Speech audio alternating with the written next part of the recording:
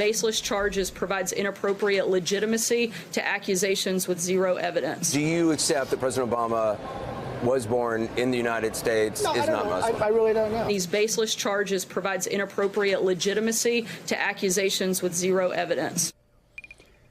That was Sarah Sanders yesterday, accusing longtime public servants, get this, of exploiting their security clearances to criticize the president and make money. It's another hair on fire headline that generates clicks and has Donald Trump and his White House trying to pull attention away from the fact that America's commander-in-chief has significant exposure in the Mueller probe and also away from a flailing foreign policy.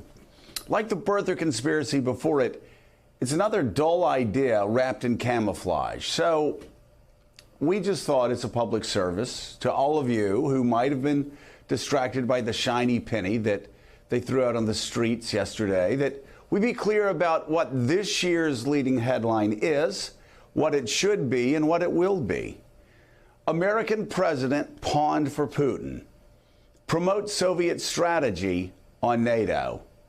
Because that's exactly what's going on. Good morning and welcome to Morning Joe. It's Tuesday, July 24th. Mika has the morning off, but along with Willie and me, we have MSNBC contributor Mike Barnicle, president of the Council on Foreign Relations and author of the book A World in Disarray, Richard Haass, NBC News national political reporter Heidi Przybyla, also columnist and associate editor for the Washington Post, David Ignatius, and the co-founder and CEO of Axios, Jim VandeHei. You know, Willie, there are so many ways that Donald Trump and his team always try to distract, but there can be no mistake about what this week's, this month's, this year's most shocking headline really is politically, and that is that Donald Trump went to Helsinki and he adapted, and don't believe your public servants on Morning Joe. You can listen to commentators on Russian state television,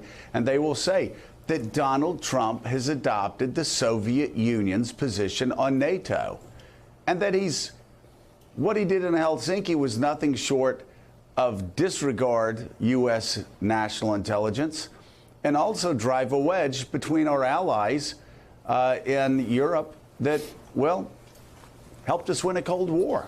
Well, Helsinki was a disaster, and the White House knows it. The week that followed Helsinki was a disaster, and the White House knows it. You had the President of the United States being pushed into a corner and being forced to come out and say, yes, I agree with the intelligence community's assessment that Russia interfered with our election, and then totally erasing that in a tweet when he went back to the idea that the Russia investigation is a hoax. So we know how he truly feels, and so now they're putting out another, as you put it, shiny object, talking about taking away the security clearance of various former members, CIA directors, FBI Director James Comey. Interesting that Comey doesn't have a security clearance, by the way. Former Deputy FBI Director Andrew McCabe doesn't have a security clearance. There are questions of monetizing, which is pretty preposterous, I think, fair to say, if you're talking about monetizing security clearances. But I think the other thing to throw in the mix, too, Joe, is, as you did, this idea that the White House and the president is offended by, quote, baseless accusations, when Donald Trump, of course, was the ringleader of the birther movement beginning about 6-7 years ago.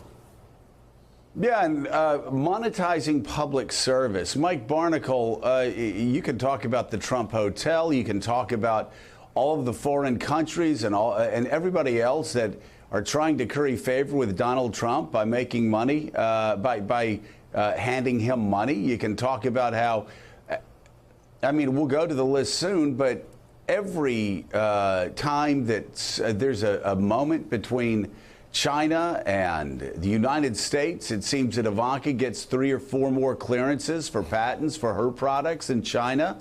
I mean, this is, you could write a book on this, and I'm sure somebody is writing a book on this, on how much Donald Trump is monetizing the presidency and how much his entire family is monetizing the presidency, and most importantly, how much the corrupt Republican Party in Washington, D.C.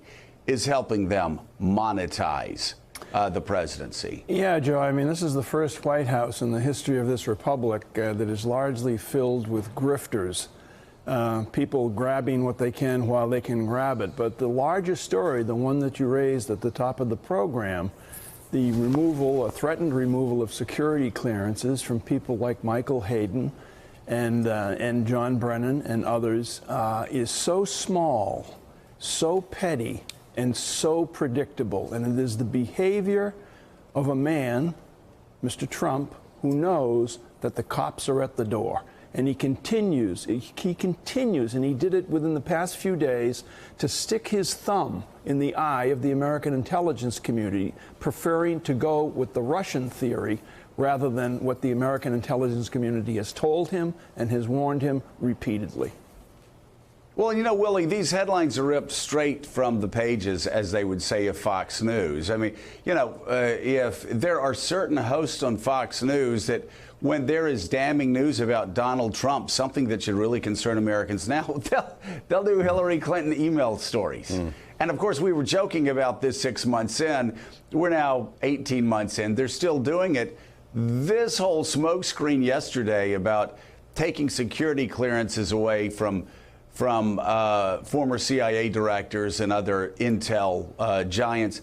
I mean, that came off of a Fox News segment with Rand Paul, who then, again, as we said yesterday morning, shamelessly said he was going to go over to the White House. And what was he going to talk about? Not about Vladimir Putin influencing U.S. foreign policy, not about Donald Trump embarrassing himself in the eyes of the world in Helsinki, not about the destruction of our 55, 60-year alliance with NATO. Instead, Rand Paul said that he was going over the White House to try to strip John Brennan and others of their security clearance. Again, smokescreen, distract, try to get people's attention off of what's right in front of them. And I'm quite confident that there aren't that many people out there that are still so stupid as to not know that they're being manipulated. Well, we'll talk about why some of these people have security clearances after they've left their positions in the administration in a moment. But let's get into one of these real stories, Joe. Thanks for checking out MSNBC on YouTube, and make sure you subscribe to stay up to date on the day's biggest stories. And you can click on any of the videos around us to watch more from Morning Joe and MSNBC. Thanks so much for watching.